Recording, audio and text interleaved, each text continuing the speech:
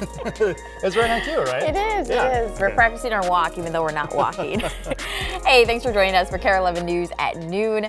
As people celebrated Independence Day last night, we're also following some dangerous events across the metro, including fireworks being launched at people in Minneapolis. We'll get to those stories shortly, but first, you want to keep your eye on the weather this weekend? Chance for a storm, sun, what's happening? Well, the good news is the wettest day of this long holiday weekend was yesterday. We're not going to be dealing with that widespread rain anytime soon. However, the next few afternoons, you can expect a few pop-up afternoon showers and or thunderstorms, but I think they're going to be very hit and miss. And in the short term, we're actually going to be drying things out. You can see north of the metro, we're basically clearing out to a clear blue sky, and that dry northerly wind will continue to push in that sunshine around most of the state later this afternoon. But again, a few spotty showers are possible, especially across the western and northern part of the state. Take a look at temperatures. Really depends on how much sunshine we've seen so far. We're hanging out in the lower 70s around the Twin Cities, but notice far northern Minnesota, which has been basking in the sun all morning, they're already quite a bit warmer than us. So I think we're going to see mid to upper 70s for high temperatures today, and we should even see a few low 80s return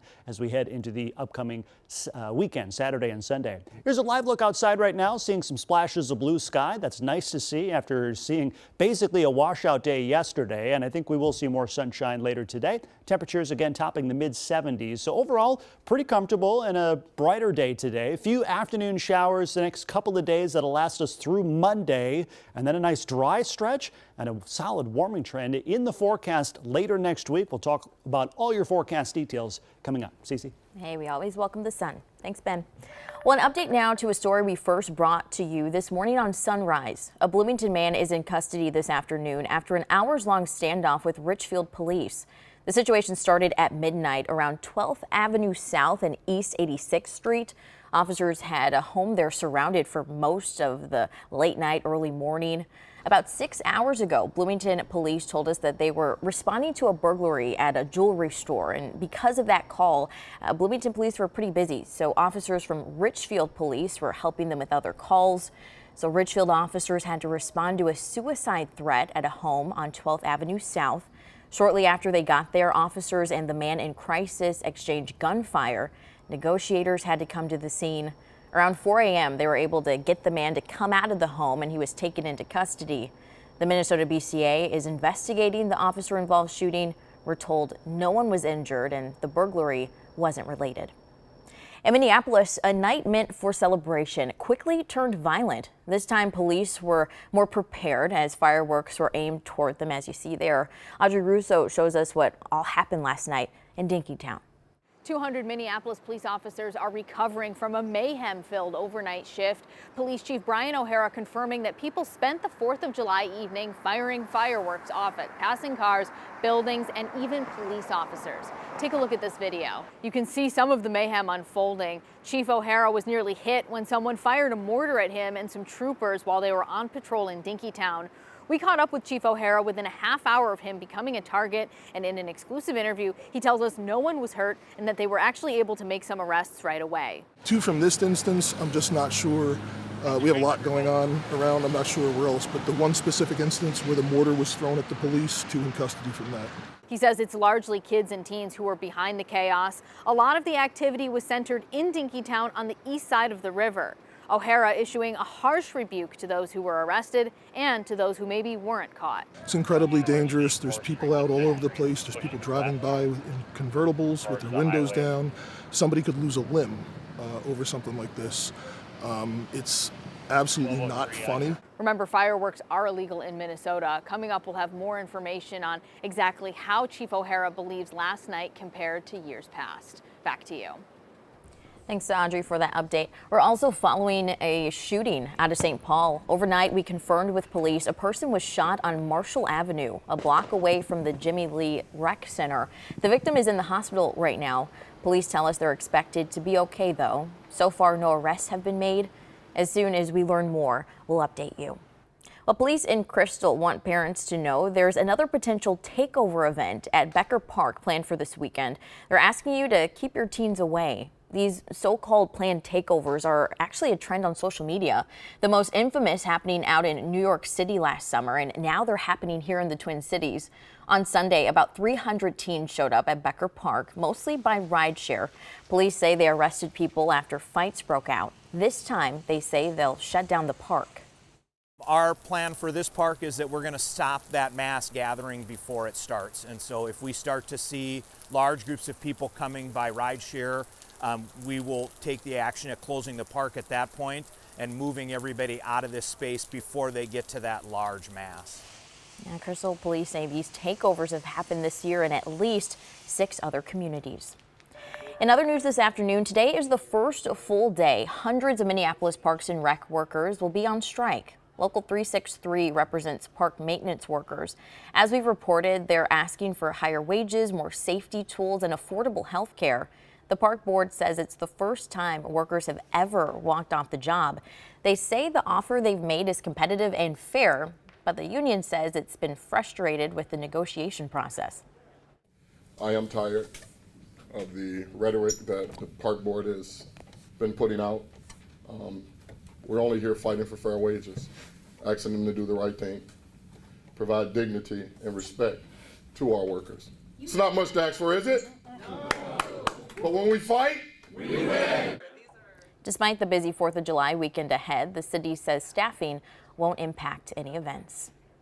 Well, more rain overnight is adding to the flooding status in the state, but it's not expected to make as much of an impact as the heavy rain we saw earlier this summer. The major rivers, including the Minnesota and Mississippi, already crested in recent days, in some cases nearly matching or surpassing record water levels. Now those rivers are receding. On the Twin Cities portion of the Minnesota River, the water levels have dropped nearly 5 feet this week, going from major to minor flood stage. So, Ben, will this latest round of rain impact the progress that we've been making? Well, it sort of differs from the heavy rain we saw earlier this summer, right? When we saw the major flooding taking place, that was because we saw several bouts of 5, 6, 7 inches of rain all within a very short time span. So all that river, the high water levels, all that rain led to those record levels of water. This is a little different in that we saw about a ½ an inch to an inch of rainfall, but we didn't see those eye-popping numbers, a ½ a foot of rain or more. So this will probably slow down the water receding, but we'll probably see the water levels continue to go down at a rate of about a ½ a foot each and every day. So that's what we can expect as we go forward. Okay, some better news for the communities who are there. All right, thanks, Ben.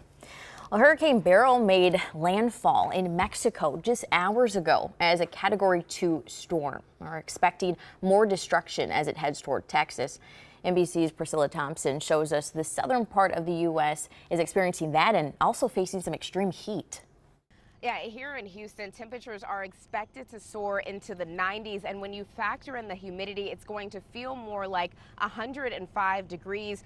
Today, across the south and parts of the west, there are more than 1 million people under some sort of heat alert or heat advisory across the Pacific Northwest to Arizona. We're talking about more than 50 cities that have the potential to see record-breaking heat today. California also expected to break some records, and that is really going to hamper efforts to try to contain that fire that is burning just north of Sacramento right now. The Thompson fire, we're talking about some 3,500 acres that firefighters there are trying to get under control. And we're also looking at the potential for interior temperatures in California to approach up to 120 degrees. So some very serious potential heat that we're dealing with there. And this is what the National Weather Service is calling a prolonged extreme heat event out west, where we're seeing 12 days of these temperatures. That is the longest stretch in nearly 2 decades. So folks really have to remember that this heat can be deadly. Got to make sure that you're staying hydrated and really listening to your body if you're going to be out in those types of temperatures. In Houston, Texas, I'm Priscilla Thompson. Well, take a look at this video out of Utah where a fireworks misfire led to several people being injured. It happened during the opening ceremonies of the fireworks event in Provo, Utah. Fireworks veered off from a cluster sent into the sky and landed among rows of people watching. After a delay, authorities allowed the show to continue. Right now, we don't know exactly how many people were hurt. Back here at home, we saw fewer fireworks than normal this 4th of July, but for the cities that kept their celebrations as planned, things paid off. In Delano, rain made things a bit soggier, but it sure didn't dampen any spirits. Plenty of people made their way out for the city's celebration. And in Minneapolis, Red, White, and Boom made its return after 5 years away. It was a gamble to get these celebrations in, but people we spoke with say the risk was worth it. You have to be positive because I laugh. The sun will come out. I moved down here 8 years ago, and I've always loved watching the fireworks down here because right on the river, it's like so beautiful. Hey, glad they got to watch. Many other cities moved their 4th of July celebrations. Tonight, you can catch fireworks at Mystic Lake Casino and in Mendota Heights. St. Louis Park will be next Thursday. Chanhassen will now happen next Friday at Lake Ann Park and down in Eagan, rescheduling that fireworks celebration for August 9th during the city's food truck festival. We have an updated list for you on our website. You can also text us the word fireworks to 763-797-7215, and we'll text you back with the link.